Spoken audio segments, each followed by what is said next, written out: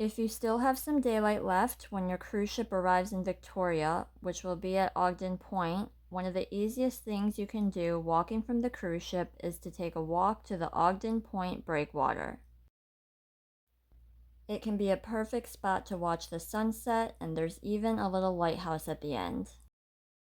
Right next to the breakwater, you can also have a stop to rest at the Driftwood Beach, where yes, you will probably see lots of driftwood. And as a rocky beach, you might even look to see if you can spot some fun-looking rocks. You can also continue walking further for a coastal walk along the paved Dallas Road waterfront trail. So if your cruise ship visit is an evening port stop in Victoria, the first thing you'll want to do is check the sunset time. You might be surprised how late it's still light out. So you'll be walking off the cruise ship going that way to get to the main road.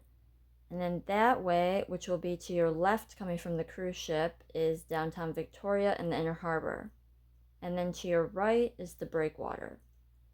So the Ogden Point breakwater is literally right next to the cruise port.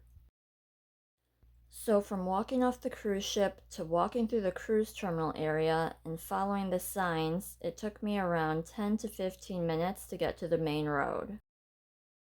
Shortly after walking off the cruise ship, there's also an information center that you can stop by to get a paper map, and there are also port workers and volunteers around who are there to help you find your way in Victoria. Following the signs to downtown Victoria will get you to the main road, and there's also a sign for the breakwater as well, which will give you a shortcut. So welcome to the breakwater. From the start of the breakwater to the end where the lighthouse is, it took me like 15 minutes one way. But you can also spend more or less time depending on how quickly or slowly you walk to take in the views. It is listed as nearly half a mile long. Along the way, I was surprised to see people snorkeling in the water. They were dressed in cold water swimming gear, which reminded me of snorkeling in Alaska. So it is just a small light station at the end,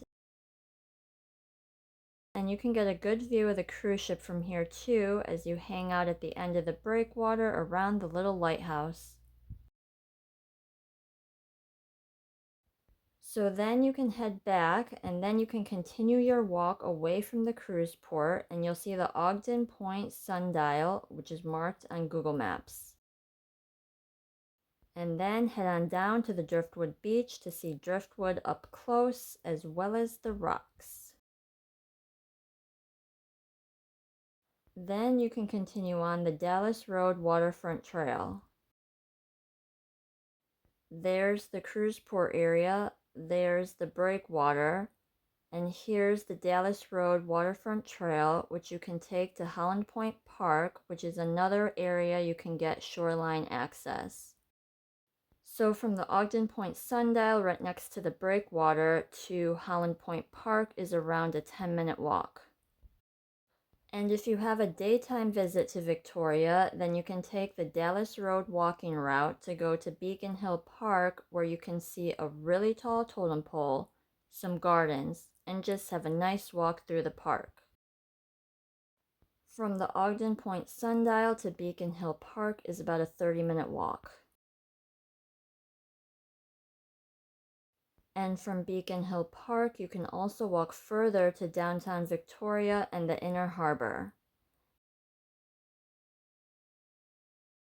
It will be another 20 to 30 minutes of walking. I've been to Victoria 3 times by cruise ship, as well as for overnight stays, so I've got more ideas for you on the blog of things to do in Victoria, so be sure to check it out. The blog is called My Perfect Alaska Cruise.